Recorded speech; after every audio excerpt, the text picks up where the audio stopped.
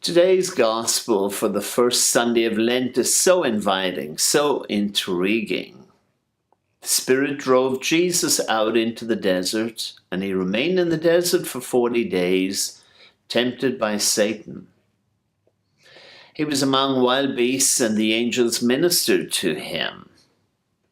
A smart aleck might say, what was the Spirit driving? A Ford, a GMC, a Jeep, a four-wheel drive, or perhaps it was a Fiat like Pope Francis. Now that's a good starting point, but certainly one needs to move beyond that introductory level.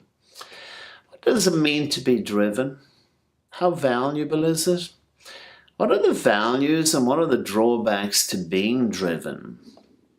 How much drivenness do I need? Could I need in my life? Am I aware of that drivenness in my life? What specific areas of my life?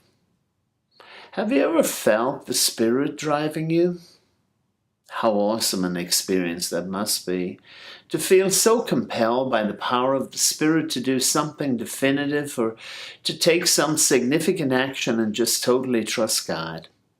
But Jesus felt it, and it was like a communion of God.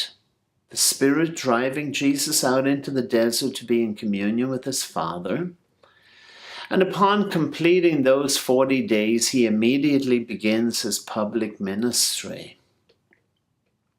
I like to think of those 40 days as a time of retreat, a time of withdrawal, a time away from the world where he could more clearly reflect on his mission and his ministry in the world. Why would it not have been the time that he reflected more deeply on the question, what am I here on earth for? Would that be a coincidence, or is it rather a God-incidence that we are reflecting on a very similar question these 40 days? What on earth am I here for? Do I feel driven by the Spirit to reflect on this pivotal question?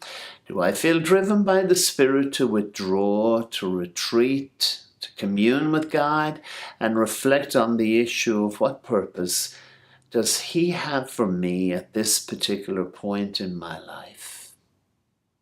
Let's do it now, during these 40 days.